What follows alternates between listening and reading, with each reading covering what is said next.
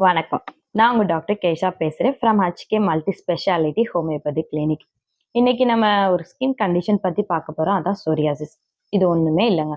இது ஒரு autoimmune disease. தன்னோட செல்லே தன்னை தாக்கக்கூடியது. இது வந்து குரானிக்கான கண்டிஷன்ஸ். ஒரு செல் நார்மலா க்ரோ ஆகுறத விட இந்த மாதிரி கண்டிஷன்ஸ் இருக்கவங்களுக்கு 10 மடங்கு கூடுதலா ஒரு செல் க்ரோ ஆகும். இது கண்டேஜியஸான்னு பார்த்தீங்கன்னா கண்டிப்பா இல்ல. ஒருத்தவங்கள இருந்து இன்னொருத்தவங்களுக்கு ஸ்ப்ரெட் ஆகாது. இதோட காமன் சிம்டம் என்னென்னு பார்த்தீங்கன்னா, இச்சிங் இருக்கும், எரிச்சல் இருக்கும். நம்மளோட ஸ்கின் வந்து திக்கா தடிமண்ணா ரைஸா இருக்கும். அதுலேருந்து பீல் ஆஃப் ஆகி சில பேருக்கு ப்ளீட் ஆகலாம். ஸ்கின் ரொம்ப ட்ரையா இருக்கலாம். வெடிப்பு விழுகலாம். ரொம்ப நாளா இருக்கவங்களுக்கு பார்த்தீங்கன்னா, எலும்பெல்லாம் அஃபெக்ட் ஆகும். பெயின் வர ஆரம்பிக்கும். ஸ்டிஃப்னஸ் வர ஆரம்பிக்கும். இத சொரியாட்டிக் ஆர்த்ரைட்டிஸ்ன்னு சொல்லுவோம். சில பேருக்கு பார்த்தீங்கன்னா, நெயில்ஸ் சேஞ்ச் ஆகும். கலர் சேஞ்ச் ஆகும். திக் ஆகும். உடைய ஆரம்பிக்கும். இந்த மாரி இருக்கும்.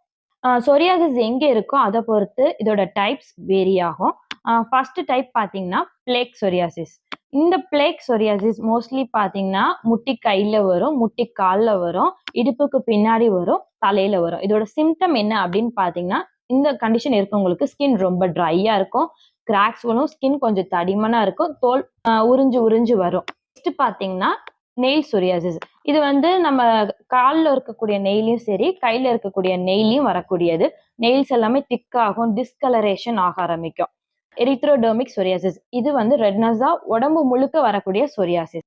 4த் டைப்ஸ் பார்த்தீங்கன்னா, கட்டேட் சொரியாசிஸ். இந்த கட்டேட் சொரியாசிஸ் எங்க வரலாம் அப்படின்னு பார்த்தீங்கன்னா, மெயினா பார்த்தீங்கன்னா, ஆர்ம்ஸ்ல வரும், லெக்ஸ்ல வரும், upper part of the trunk ஏரியால வரும். Next lower part of the trunk, அதாவது ஃப்ரண்ட் ஆஃப் த செஸ்ட் வரலாம், இல்லைன்னா பேக் ஆஃப் த செஸ்ட் வரலாம்.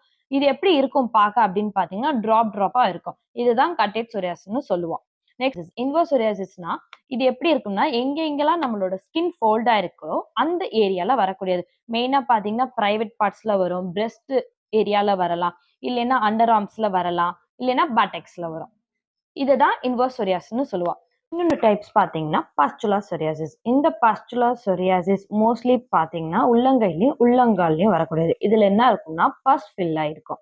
அதாவது சொரியாசிஸ் எங்க இருக்கோ அத பொறுத்து அதோட டைப்ஸ் வேரி ஆகும். இந்த சொரியாசிஸ்க்கு என்னென்ன ட்ரீட்மெண்ட்ஸ் இருக்கு அப்படின்னு பார்த்தீங்கன்னா, ஹோமியோபதியில நல்லாவே ஸ்கோப் இருக்குங்க. ஹோமியோபதியில சொரியாசிஸ்க்கு 100% க்யூர் இருக்கு. இதோட மெயின்டெனன்ஸ்ன்னு பார்த்தீங்கன்னா, சொரியாசிஸ் இருக்கவங்க பொதுவாவே வார்ம் வாட்டர் டெய்லி பாத் பண்ணுங்க.